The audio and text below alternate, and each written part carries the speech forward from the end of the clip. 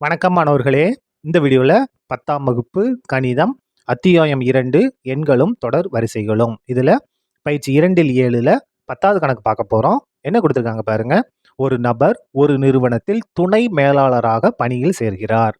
அவருக்கு அந்நிறுவனம் முதல் மாத ஊதியமாக ரூபாய் 60,000 வழங்குகிறது மற்றும் ஆண்டு ஊதிய உயர்வு 5% வழங்குவதாக ஒப்புக்கொள்கிறது.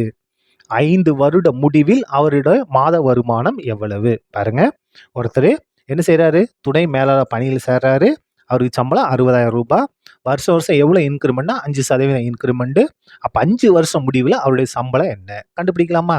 இந்த இடத்துல இந்த சம்பளமும் அந்த சம்பள உயர்வும் என்னவா இருக்குன்னா பெருக்கு தொடராக இருக்கும். நம்ம என்ன செய்ய போறோம்னா 8ஆம் வகுப்புல இந்த கூட்டு வட்டின்னு ஒரு ஃபார்முலா படிச்சிருப்போம். அதை பயன்படுத்தினா கணக்கு ஈஸியாக முடிஞ்சு. இல்லை ரொம்ப பெருசாக போகும். இந்த மாதிரி போட்டாலும் உங்களுக்கு எக்ஸாமில் ஃபுல் மார்க் கொடுத்துருவாங்க. சரியா? இப்போ பாருங்க, இந்த இடத்துல இங்கு ஏன்றது என்னன்னா முதல் மாத சம்பளம் 60,000. அதுக்கடுத்து ஆர் பொது விகிதம் என்ன செய்யணும்? 5% கொடுத்துக்கிட்டே இருக்காங்க. அப்போ 5%.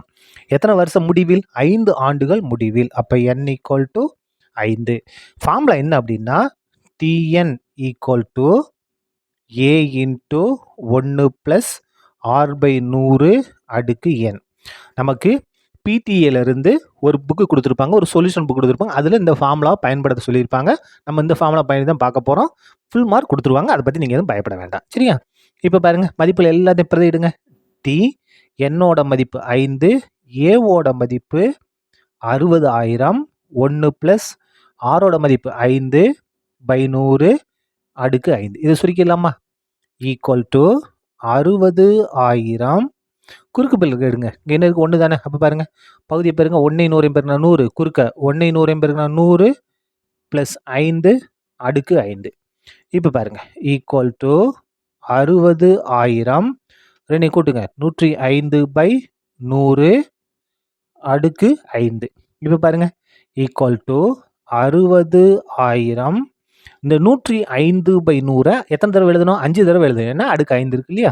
அப்போ பாருங்க, 105/100 பெருக்கல் 105/100 பெருக்கல் 105/100 பெருக்கல் 105/100 பெருக்கல் 105/100 பெருக்கியாச்சா? 5 தடவை எழுதிட்டோமா?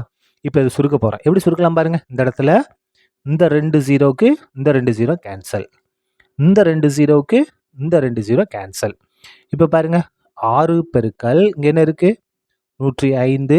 இந்த இடத்துல இந்த 105 இருக்கு. இப்போ பாருங்க, 105 100 கொண்டு வகுத்தோம்னா 1.05.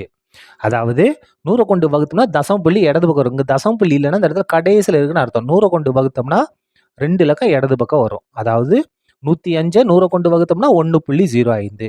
1.05. அதே மாதிரி இதையும் வகுங்க. என்ன வரும்? 1.05. 105 100 கொண்டு வகுத்தா 1.05. அப்போ பாருங்க, 6 எழுதிட்டோம். 105 எழுதியாச்சு. 105 1.05. 1.05 பெருக்கல் 1.05. உங்களுக்கு வேணா இதை வகுத்து காமிக்கட்டுமா? எதை நீங்கள் எக்ஸாமில் போட வேண்டாம். 105 வகுக்க போகிறோம். எதை கொண்டு? 100 கொண்டு.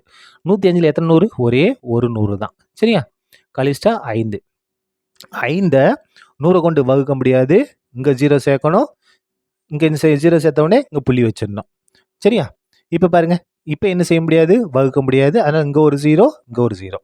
இப்போ 500. 500ல் 5 100 500. 0 வந்துருச்சா? அப்போ 105 100 கொண்டு வகுத்தா 1.05. இப்போ இது எல்லாத்தையும் பெருக்க போகிறோம். இது எல்லாத்தையும் பாருங்க, நேரடியாக நான் ஆன்சர் எழுதிடுறேன். நீங்கள் பெருக்கி பாருங்க. இந்த 6 பெருக்கல் 105 பெருக்கல் 105 பெருக்கல் 1.05 பெருக்கல் 1.05 பெருக்கல் 1.05. இது எல்லாம் பெருக்கணும்னா நமக்கு என்ன வரும்னா 7 6 5 7 6 8 9 3 7 5 0 இந்த மாதிரி வரும். இந்த தசம புள்ளிக்கு அடுத்து இங்கே ஒரு 2 இலக்கம், இங்கே ஒரு 2 இலக்கம், இங்கே ஒரு 2 இலக்கம். மொத்தம் எத்தனை இலக்கம்? 2 4 6 இலக்கம் இருக்கா? அப்போ 6 இலக்கம் தள்ளி புள்ளி வைக்கணும். 1 2 3 4 5 6 இலக்கம். அப்போ இந்த இடத்துல தசம புள்ளி வந்துடும். அப்போ பாருங்க, நம்ம இந்த இடத்த முழுசாக்கி எழுத போகிறோம். அப்போ பாருங்க, 7 6 5 7.